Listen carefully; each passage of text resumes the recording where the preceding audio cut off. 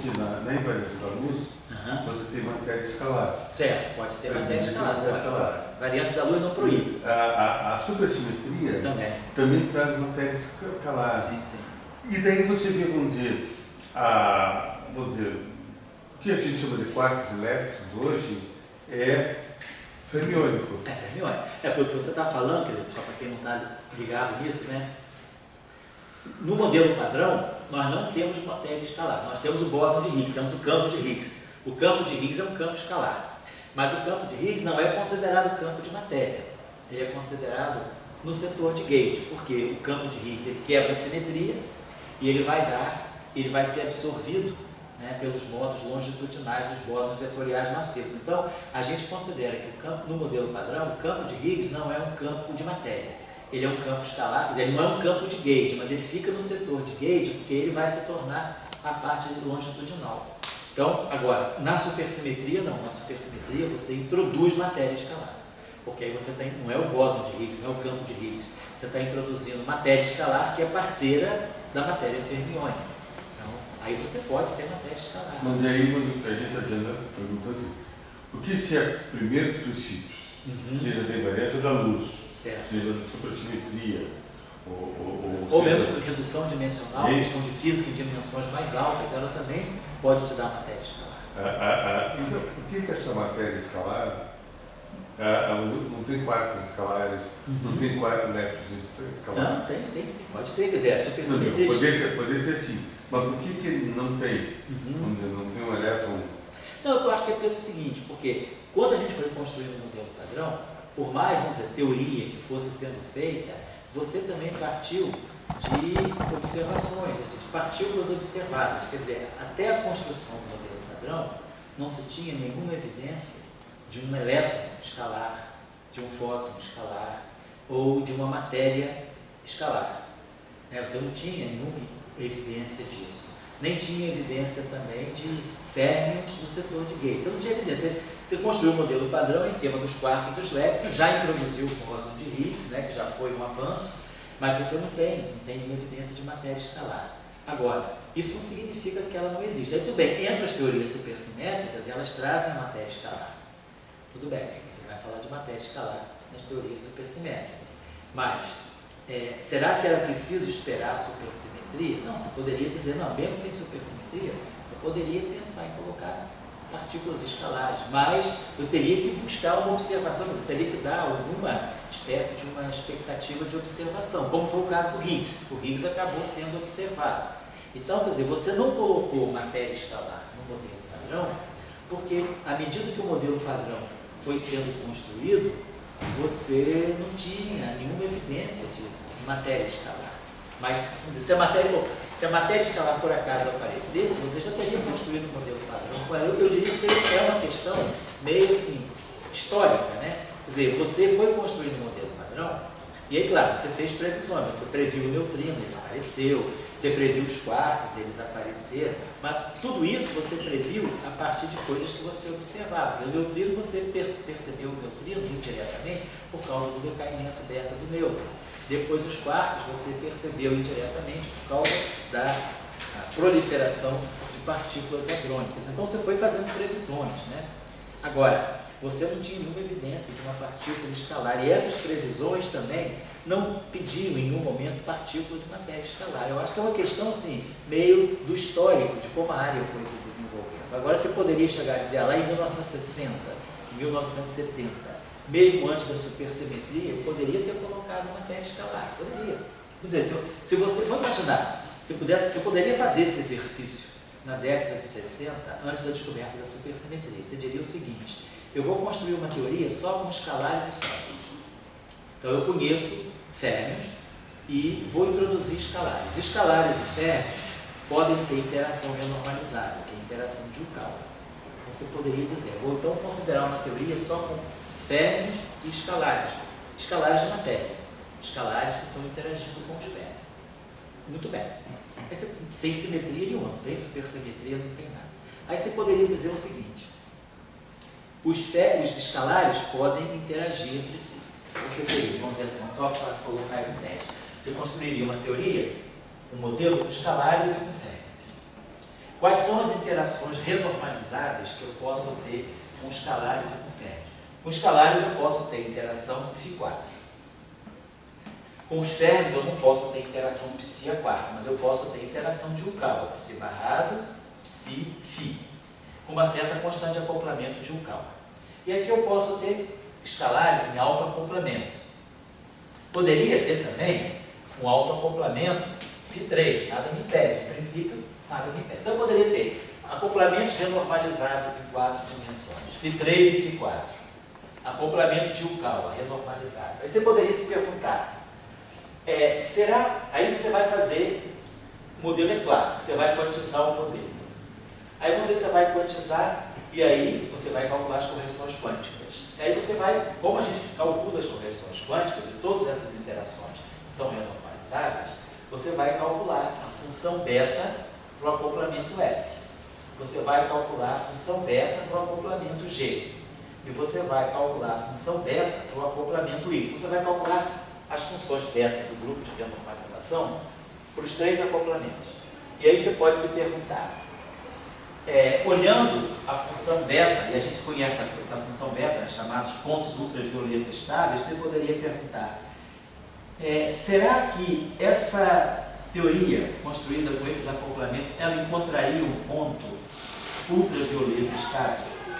Aí você, pela análise das funções beta do grupo de renormalização, você pode ver que você pode ter a constante f igual a constante y e a constante g igual a y ao quadrado, que é igual a f ao quadrado. Então você pode ir para um regime em que aparece uma constante de acoplamento única. F vira y, g vira y ao quadrado e y é y. Então, quando você estuda esse ponto ultravioleta estável, isso aí mostra a supersimetria. Você chegaria na supersimetria.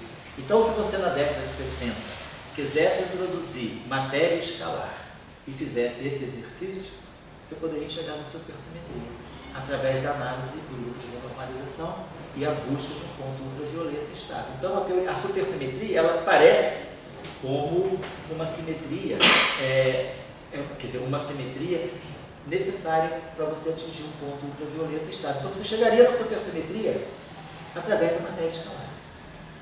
Não foi esse o desenvolvimento histórico. Ninguém pensou nisso na época. Mas depois que se teve a supersimetria, o que a gente vê no modelo de Veres-Pino é que a gente tem matéria escalar, matéria fermiônica e as constantes de acoplamento. A gente tem o exercício ao contrário. A gente parte da supersimetria e chega nisso. Mas na década de 60, sem supersimetria, você podia partir disso e chegar na supersimetria. Então, quer dizer, nada, em princípio, não tem um primeiro princípio que proíba a existência da matéria escalar. O primeiro princípio da física. Você pode ter um princípio filosófico, dizer, seguindo Cartan, seguindo Dirac, o objeto fundamental de um espaço-tempo é o espinor. Não é nem o escalar nem o vetor. O espinor é o objeto mais fundamental do espaço-tempo. E a partir dos espinores eu construo escalares, construo vetores, construo tensores. Então você poderia dizer, a expectativa é que o que é fundamental seja a matéria fermiônica. Mas vamos dizer, isso eu diria que é mais um princípio filosófico. E aí você pode construir física a partir disso. Mas nada te impede de dizer também que não é isso. Certo? Então, foi meio viagem para quem está assistindo esse curso. Mas vamos voltar à nossa aula. Então a gente estava fazendo a transformação de um campo. Então cada campo, quer dizer, sempre que um campo, uma teoria clássica de campo, tiver algum índice escalar, um índice vetorial, cada índice vetorial a gente já sabe como se transforma. Cada índice vetorial, ele se transforma segundo uma matriz de SO3. Então o índice I se transforma com SO3, o índice J se transforma com SO3. Então tá certo. Vamos fazer a transformação infinitesimal. Então nós vamos ter H' e J. Então essa matriz aqui eu já sei que é exponencial de I, θ, N chapéu, escalar sigma, elemento IN. Essa matriz aqui é exponencial de I, θ, N chapéu, escalar sigma, elemento JN. E aqui HNN. Agora vamos fazer a transformação infinitesimal e vamos trabalhar em primeira ordem de θ. Então, termos de θ ao quadrado já vão ser expressados. Então, nós vamos ter, aqui vai ficar o delta, o primeiro termo é a identidade, e aqui vai ficar mais I, θ, N chapéu, escalar, N chapéu, sigma K, N chapéu K, sigma K, elemento e N. Depois o outro termo, identidade, delta de Jn, mais I, θ. Como esses termos não vão interferir, eu posso botar um K aqui também. N chapéu K, sigma K, elemento Jn, delta, NHN. Agora eu vou trabalhar só em primeira ordem interna. Então os deltas vão se juntar. Delta e N, delta de Jn, HNN, vai dar H e J. Então a gente vai produzir um delta H e J. H' e J menos H e J é o delta H e J. Aí o primeiro termo vai ficar esse aqui. I θ, N chapéu, componente K. E aí a gente sabe quem é esse elemento aqui. É epsilon, kappa e M. Vezes esse delta. Esse cara vezes esse. Isso aqui vezes um delta de Jn vezes HNN. Então vai ficar HNJ. Esse delta aqui vai fazer esse N virar J. E aí agora o outro termo, que vai ser esse delta aqui, com esse aqui. Vai ficar mais I, θ, N chapéu K, epsilon K, Jn, vezes delta IM, HNN. Vai ficar delta HIN. Então tá lá, I, J e J. Vamos fazer o seguinte, esse índice N está saturado, esse índice N está saturado. Então são dois termos separados. Eu posso transformar esse N num N. Então vamos chamar isso aqui de N e vamos saber isso aqui também de N. Não vai ter problema nenhum.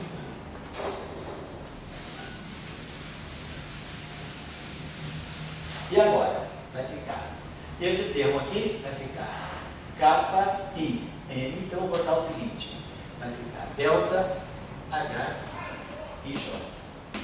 Vamos ter aqui I, θ. Aí vamos ter aqui, vamos botar esse extra I, kappa N. Vamos botar assim, menos I, θ. Vou trocar a ordem do epsilon, né? Então vai ficar epsilon I kappa N. N chapéu kappa. H, N, J. E agora a mesma coisa eu vou fazer aqui. Menos I, θ. Epsilon, J, kappa, N. N chapéu kappa. H e N.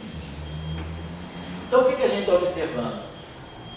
Como é que o campo tensorial se transforma? Cada I, olha, esse I está aqui com esse I, esse K se mantém e no lugar, esse índice I aqui, ele vem para o epsilon e dá lugar a esse N aqui no lugar do I, ó, esse N vem aqui. Olha, a mesma coisa acontece aqui. O que vai acontecer com o índice J? Eu tenho o índice J aqui. Parece um N, né? Vamos botar assim, não. Vamos botar assim. Tá também assim também não. Vou botar com dois índices. Vou botar com duas barrinhas. Então olha esse índice J, tá aqui. Agora o que aconteceu? O K ficou no lugar certo, contraído o PNK. E aí, ó, esse N veio para o lugar do J. Então, quando a gente tiver um campo tensorial qualquer, a transformação de rotação infinitesimal de um campo tensorial, ela vai seguir esse padrão. Vamos dizer que eu tenho um campo agora com 3 índices. Que eu pegasse um campo tensorial com 3 índices, um campo Q, I, J, K. Qual vai ser a transformação de rotação dele? Menos I, aí vai ficar epsilon I, vamos botar aqui N,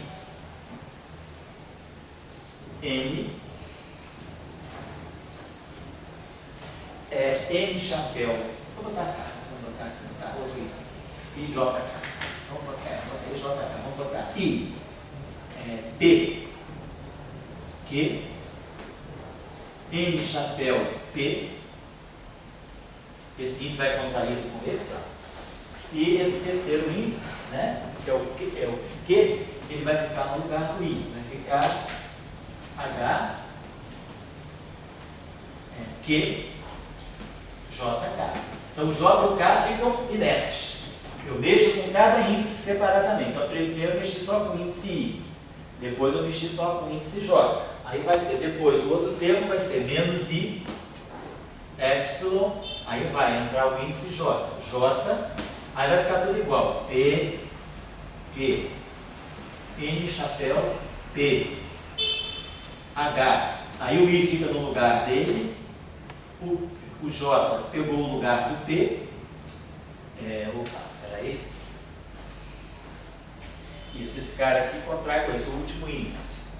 Então o Q vem para cá, isso, e o K fica quietinho. Então a mesma coisa que valeu para o I, ó, o índice I ficou na frente, o índice J aqui ficou na frente. O P vai contrair sempre com N. E quem toma o lugar do índice é o Q. Então o Q agora está no lugar do I, agora o Q está no lugar do J, e agora a gente vai ter um tempo que o Q vai estar no lugar do K. Vai ficar menos I, epsilon K, PQ, N, chapéu, P, H, I, J, P. Então, é a lei de transformação de um tensor.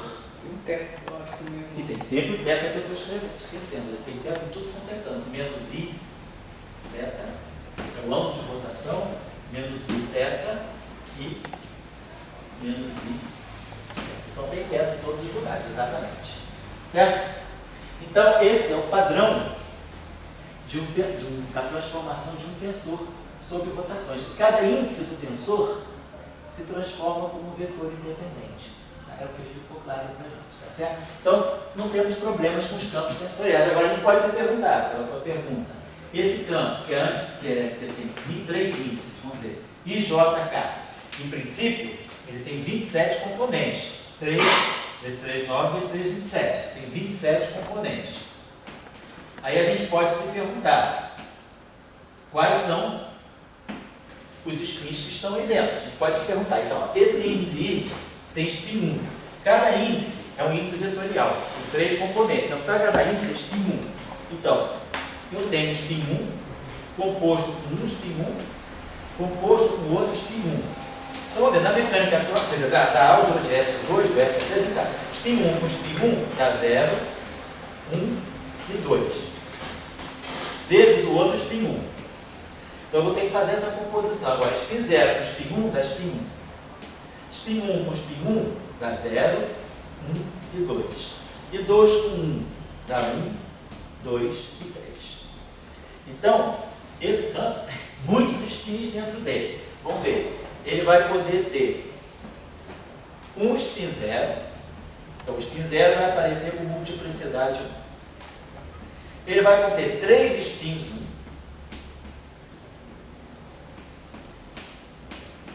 Aparecer 3 spins 1, vão aparecer 2 spins 2 e vai aparecer um spin 3. Então esse campo carrega vários spins. Olha só, um spin 1, um spin 0. Spin 0 tem uma componente. O spin 1 tem 3 componentes. Vai ficar 3 vezes 3, 9. 9 componentes relacionadas ao spin 1. O spin 2 tem 5 componentes. 2 vezes 5, 10. 10 componentes. E o spin 3 tem 7, 2 vezes 3, 6, mais um 7. 7 componentes. Então vamos somar. 1 e 9, 10. 10 e 10, 20, 27. Então as 27 componentes desse tensor, elas estão distribuídas entre um spin 1, um spin 0, 3 spins 1, 2 spins 2, e um spin 3. Então, esse campo pode propagar muitos tipos de excitação.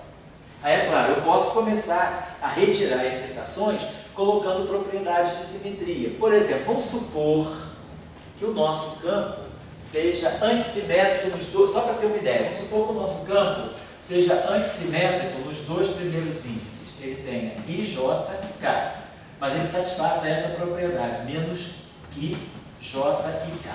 Então, Então, nesses dois primeiros índices, ele tem antissimetria. Então, quando eu componho um spin 1, isso aqui é spin 1 com spin 1, mas vou olhar só a parte antissimétrica, nós vimos ainda agora.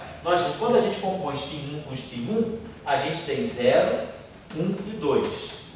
A parte simétrica é 0 e 2. A parte antissimétrica é o spin 1. Então, se esses dois primeiros índices aqui são antissimétricos, como eu fiz aqui, 0, 1 e 2. 1 com 1 dá 0, 1 e 2. Mas se esses dois índices já são antissimétricos, eu mato 0 e 2, fica só 1. Então, no final, com esse tensor, o que eu vou ter que fazer é pegar o spin 1, que vai sair daqui, do IJ, e fazer o produto tensorial com o spin 1 do K.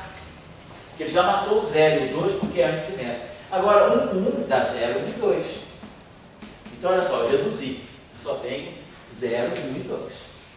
E, na verdade, o que a gente pode mostrar é que um tensor antissimétrico nos dois primeiros índices, sempre que eu estou em 3 dimensões, quando um objeto é antissimétrico em 2 índices, por exemplo, IJK, como ele é antissimétrico nesses dois, eu posso escrever isso aqui como sendo um epsilon IJL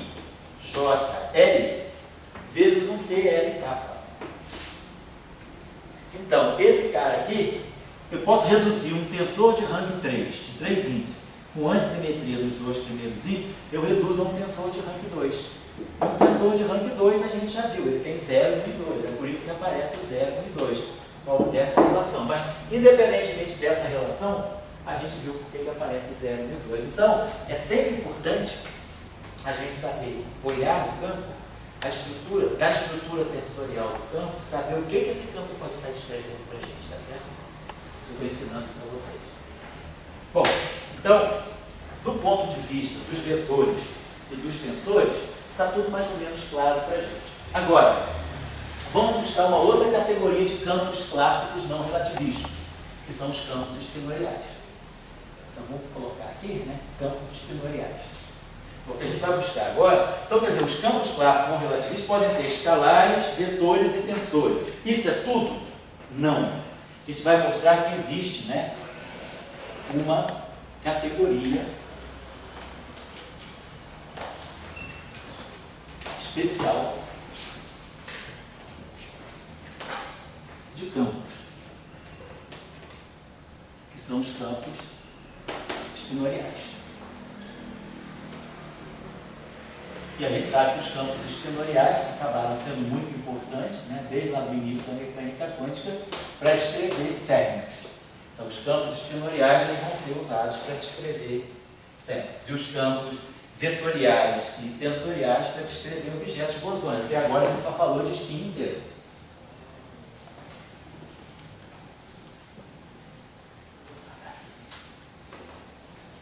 Então vamos lá.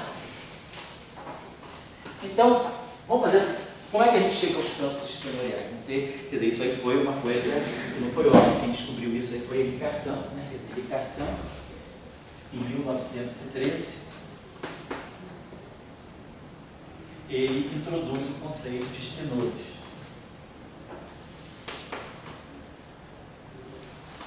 Então, você tem essa referência correta no Cartan? Quer dizer, a referência correta que se dá do Cartan hoje é que quer dizer, ele mostrou isso não num paper, mas umas notas de aula. E essas notas de aula viraram livro. Isso. Então o livro é Theory of Spinors. Então isso você pode encontrar... Mas esse livro tem um livro de edição de 1980. Não, mas ele foi publicado em 1938, a primeira vez. A edição original é de Você 1938. teria assim, a referência correta disso? Tem. Theory, Henri Cartan.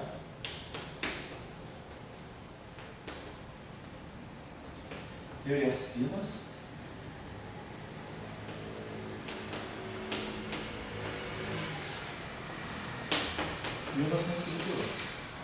Essa publicação, ela evoluiu a partir das notas de aula dele de 1913.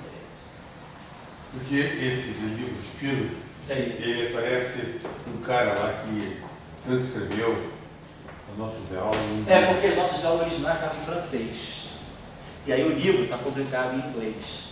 Então alguém deve ter traduzido alguma coisa assim, não sei se foi o Cartan.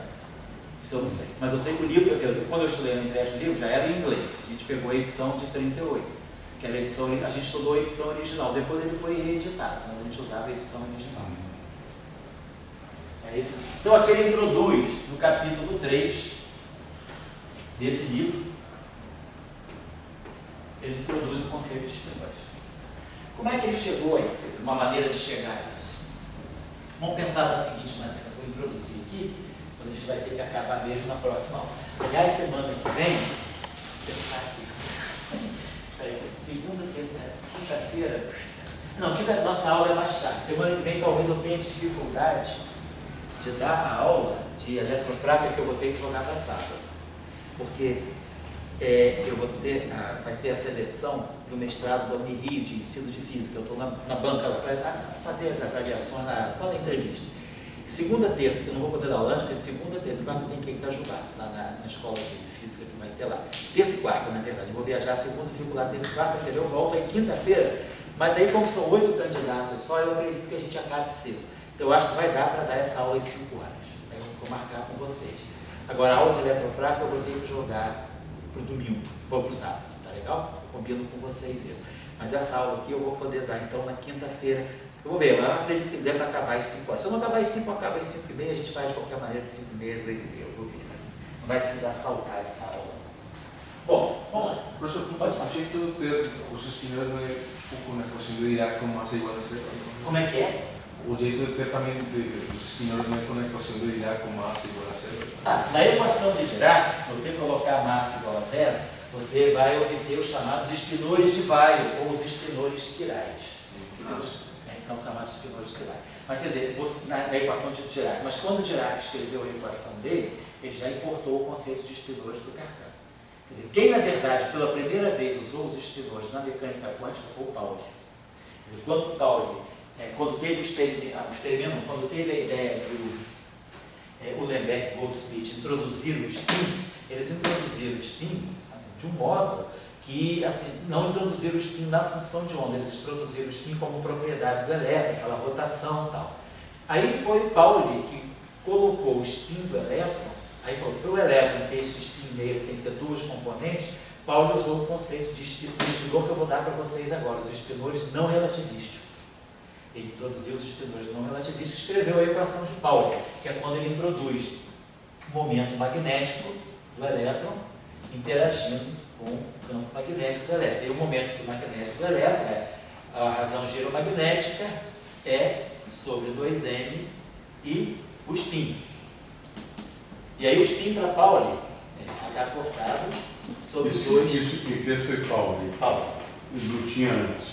Não tinha antes. Isso quem trouxe os espinores, né, os espinores de duas componentes para descrever o elétron com o spin meio na mecânica quântica foi Pauli. Me interrompi. O Goldschmidt já tinha. No paper do Uhlenbeck e do Goldschmidt, eles associaram o spin a uma rotação interna.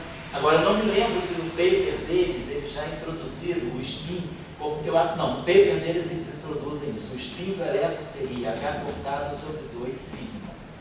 Eles introduzem esse operador de spin.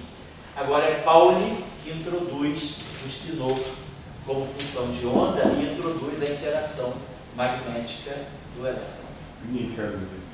Por exemplo, nessas mil e uma interpretações de spin, a gente pode dizer que o spin assim como a massa está ligada à inércia, sim, o spin está ligado a mim, está no bico. Eu diria que eu diria o seguinte, se você quiser explicar, assim, eu diria o seguinte, se uma pessoa quiser saber o que é o spin, uma pessoa leiga, eu diria que o spin, a melhor maneira de ver o spin é dizer o seguinte, é como se o elétron fosse um pequeno ímã. Quer dizer, o elétron é um ímã fundamental, ele tem magnetismo. Então o elétron tem magnetismo como um ímã. E o que dá o magnetismo do elétron é o spin. Quer dizer, eu acho que a melhor maneira de, assim, para um leigo, para um estudante principiante, é dizer que o spin do elétron, o que é o spin? Porque a gente sabe que o spin não tem nada a ver com rotação, o elétron não roda em torno do próprio eixo, isso aí foi uma coisa pictórica que deu certo. Mas o elétron, quer dizer, o que é o spin do elétron? O spin do elétron é uma medida do magnetismo do elétron. O elétron tem carga? Tem. É uma carga? É. E ele também tem magnetismo? Tem. O elétron é um pequeno ímãzinho de geladeira. Cola lá o teu elétron na geladeira. é o teu ímã de geladeira, é o elétron. Agora, da onde é que vem o magnetismo do elétron? Vem do spin, claro, da carga, né? Quer dizer, o magnetismo do elétron, a medida do magnetismo do elétron é o magnetron de Bohr, que é a carga do elétron, a constante de Planck, sobre 2m. Quer dizer, isso aqui que se compõe o magnetismo, é a carga, o spin e a massa. Então, quer dizer, é a relação carga sobre massa vezes o spin, que é aportado sobre 2. Então, isso aqui é a unidade magnética do elétron. Quer dizer, o que você tem do elétron, quer dizer, o magnetismo do elétron, que tem esse valor aqui, está ligado ao spin. Se o elétron não tivesse spin, ele não teria magnetismo. Se o elétron não tivesse carga, também não teria magnetismo. Então, eu diria que é um pouco isso. O magnetismo, quer dizer, agora, tem uma versão um pouquinho menos intuitiva. Quer dizer, da mesma maneira que você colocou, o que é a massa? A massa é uma medida da resistência de um corpo à mudança de movimento. Quer dizer, a massa é uma medida da inércia, o quanto você resiste à mudança de movimento. O que seria o spin? O spin seria uma espécie de resistência do objeto a uma rotação. Quer dizer, quando você dá um empurrão, vamos dizer assim, você dá um empurrão, você reage ao empurrão. Quer dizer, você tem uma inércia para você. Se o teu ônibus freia, né, você vai para frente, você quer continuar a andar. Você tem uma inércia que te mantém, quer dizer, que te quer fazer continuar naquele estado de movimento. O spin é uma resposta à rotação. Ao invés de você ter uma resposta para a translação, é como um objeto reage a uma rotação que é feita sobre ele. Porque o spin é uma resposta da rotação. A gente vai ver, o spin está ligado ao grupo de rotação, foi o que a gente fez o tempo todo. Como é que um campo reage à rotação? Quando eu digo que há um campo vetorial sobre uma rotação que reage sofrendo essa transformação, isso aqui é uma medida do spin do campo. Só que o spin do campo é 1. Não está aparecendo aqui, o spin 1. Mas quando a gente fizer para o Fermi, ou para o spinor, vai aparecer um fator meio.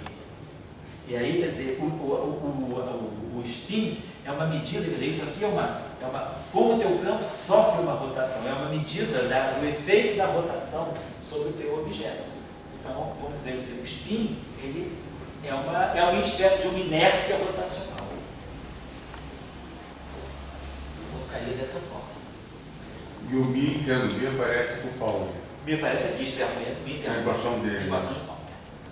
Que depois Dirac, então, vai um passo além, e aí Dirac introduz os espinores relativistas, porque Dirac conhecia o livro do Cartan, inclusive os escritos do Cartan, e nos escritos do Cartan, o Cartan faz espinores no espaço de Minkowski. O livro do Cartan é de 1913, já tinha relatividade especial.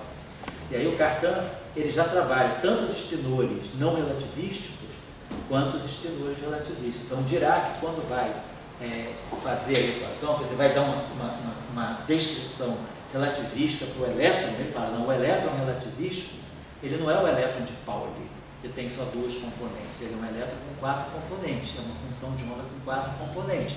Aí ele introduz os espinores relativísticos e aí ele consegue... Mas o Cartan já tinha espinor para 2 componentes, para 4? Tinha para N componentes. Cartan tinha espinores, se você está no espaço de dimensão D,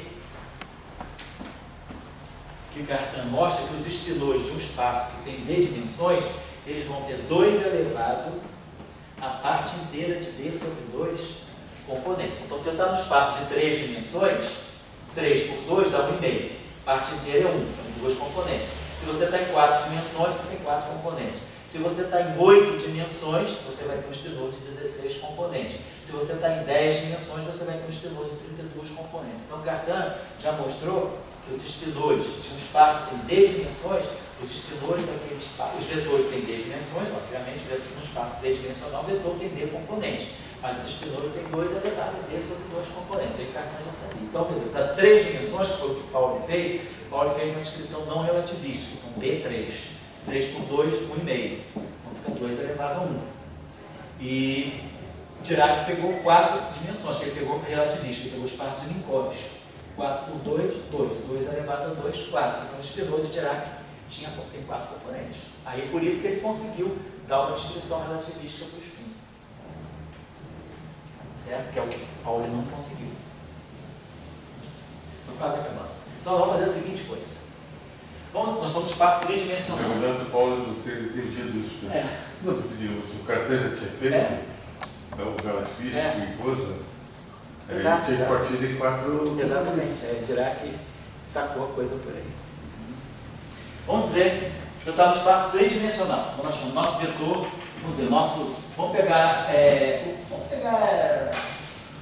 um vetor qualquer. Ou pode ser as coordenadas. Então, posso pegar o vetor x, como posso pegar um vetor qualquer, em 3 dimensões. E vamos fazer a seguinte contração. Vamos transformar um vetor numa matriz V. Como é que eu vou transformar numa matriz? Eu vou pegar esse vetor e vou contrair cada componente do vetor com as matrizes de Pauli. Então, isso aqui vai me dar um vetor matriz. Um vetor 2, uma matriz 2 por 2, onde aqui eu vou ter V3 e aqui eu vou ter menos V3.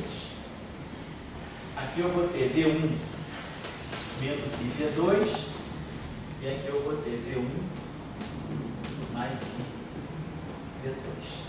Então eu joguei um vetor sob a forma de uma matriz, em 3 dimensões.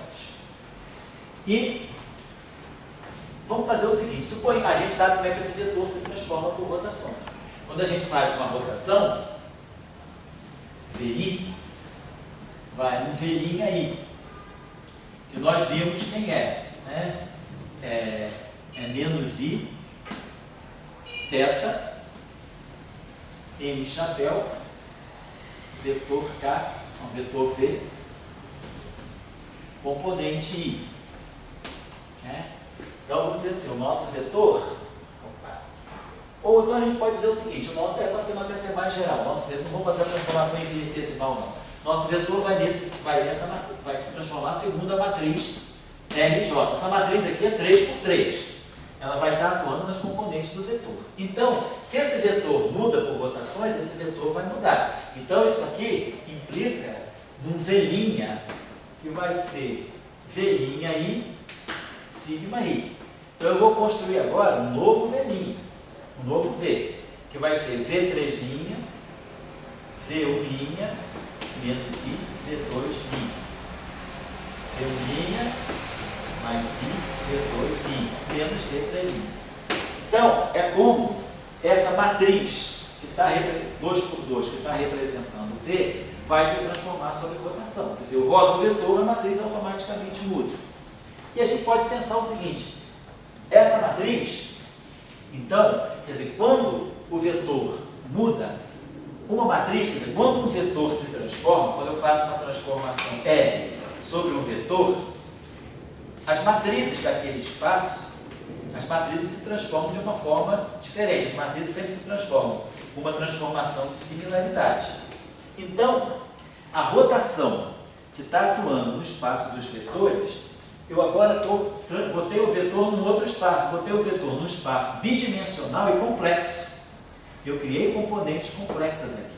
Então, esse espaço V, vamos colocar assim, V, ele é um espaço complexo de 2 dimensões. Então, assim, minha matriz V é uma matriz 2 por 2 complexa. Mas o meu vetor V, ele está no espaço euclidiano, tridimensional. E a minha matriz R é uma matriz de SO3. Então, tudo isso aqui é tridimensional, é 3 por 3. Mas esse problema aqui é 2 por 2. Então, eu posso perguntar o seguinte, quando esse vetor muda, a minha matriz V muda, mas a minha matriz V pode mudar nesse espaço pela ação de um outro objeto. Quer dizer, eu vou introduzir uma matriz S, que vai atuar em V, e aqui eu vou ter S a menos 1. Isso aqui vai ser o meu V'. Então, eu estou dizendo o seguinte, a transformação de rotação que eu fiz nas coordenadas do vetor em 3 dimensões, elas, no espaço bidimensional complexo, para onde eu trouxe o meu vetor, elas vão ser representadas por uma matriz S 2 por 2. Porque se isso aqui é uma matriz, quando ela muda por transformação de similaridade. Então, né, quer dizer, quando eu tenho um vetor se transforma segundo SV. uma matriz que atua sobre esse vetor, quer dizer, o meu vetor MV é um vetor U. Então, se eu fizer uma transformação em U, o linha vai ser SU. Mas quem é U? U é MV. Agora, quem é a transformação de V? É S. Então, eu preciso botar um S aqui, e eu boto um S menos 1 aqui. Então, quer dizer, nessa relação aqui, SNU, eu introduzo aqui S é menos 1, S.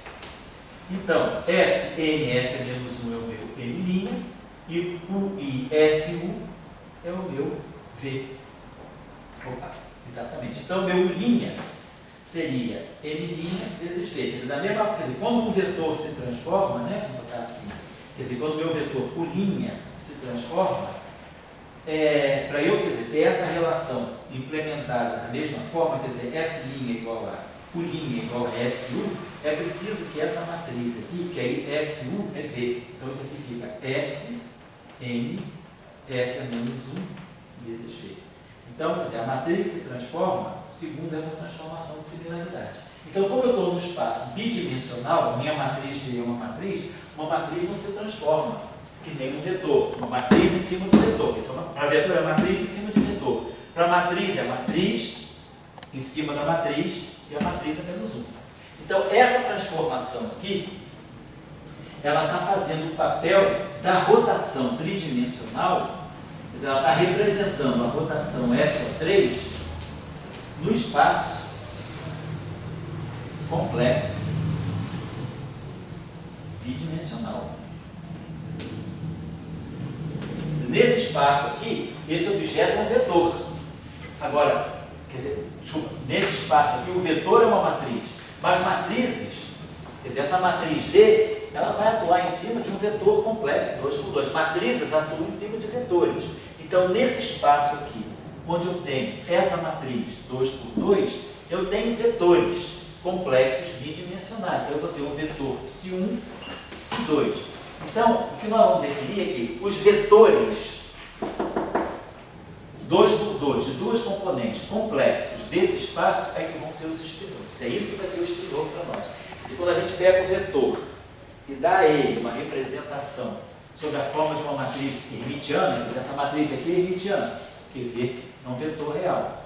Então, quando eu transformo um vetor tridimensional numa matriz hermitiana bidimensional, eu estou levando esse vetor para um outro espaço. Esse espaço, onde essas matrizes atuam, essas matrizes vão ter que atuar em vetores complexos de duas componentes.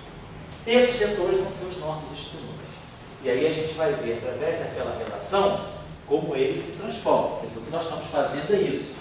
Nós estamos dizendo que, vou apagar aqui, só para organizar para a próxima aula, a gente vai partir daqui. Então a gente trouxe essa matriz para cá. Então eu tenho que fazer o seguinte, S atuando em V, né, que é VI sigma I. S é menos 1. Eu quero que isso aqui seja V'. Então, essa transformação é que vai fazer o papel da rotação no espaço complexo bidimensional. Ela vai estar representando a rotação R no espaço complexo tridimensional. Mas esse vetor V', ele é V'I sigma I.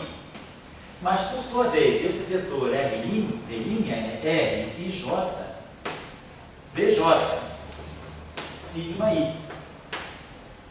Então, basicamente, o que a gente tem, podemos escrever assim. Isso aqui é um número, isso aqui é matriz, matriz, matriz. Então, eu posso escrever isso aqui assim, ó, VI, S, sigma I, S é menos 1, é igual a R, IJ, VJ, sigma I.